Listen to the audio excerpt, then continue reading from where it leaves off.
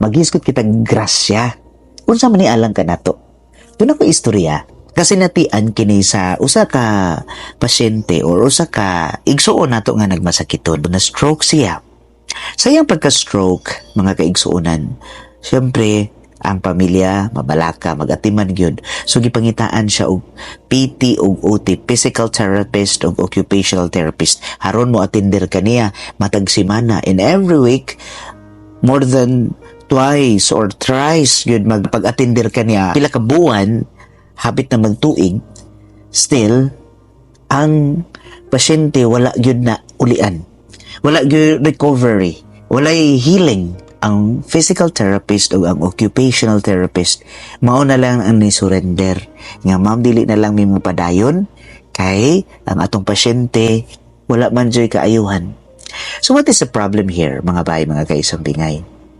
Sa atong kinabuhi, daghang muduol nga grasya, daghang blessings every day. But if we are not acknowledging our graces, if we are not cooperating with the grace that God has given us, dili gihapon na magmapuslanon. Kung ato lang gid unta makita ang dayag nga grasya nga gihatag niya kanato matag adlaw, o we acknowledge it and we participate, we cooperate, we submit to that grace nga nagpaduol kanato, naagyod ang kaayuhan nato, naagyod ang paglambo sa atong kinabuhi.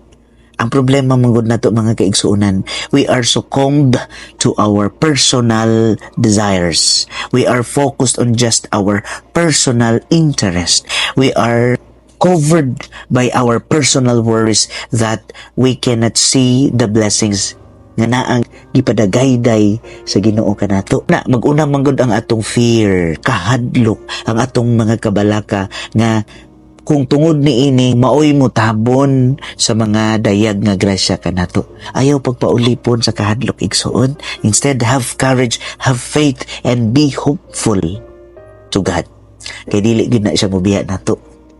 So mga kaigsuonan, kinahanglan sad kung doon na grasya, we also have to cooperate to that grace. We must meet halfway. Kay kung makita sa Ginoo nga dunay pagpaningkamot diha sa atong kaugalingon, mas the more ang iyang grasya. Well, mga kaigsunan, I would like to quote in our gospel kana bitong multiplication of loaves, katong 5 loaves of bread and 2 fishes. Unsay nahitabo adto? Gitsuwayan lang yun ni Kristo si Philip nga asa man ta makakita og pagkaon para ninyo nga daghan man kaayo mo. Pero gisuwayan lang niya si Philip. The challenge is that there must be anybody who will offer even a very little, small things basta kinasing-kasing nga gi-offer na to. It's in fact, doon ay ni-offer usa ka lad, usa ka bata nga naghatag sa iyang bread nga nakita sa mga disipulo ni Kristo mo gi-offer 5 lang na kabuok pan, 2 ka isda. Gihatag og didto nakita sa Ginoo nga dunay ni cooperate, dunay ni participate, dunay ni submit sa grasya nga nagpadulong na. Nahitabo ang iyang milagro sa pagpadaghan sa pan ug sa ilang pagkaon. Nag-awas-awas pa ang ilang pagkaon. So mga bay, that is the lesson that we can learn in our everyday undertakings.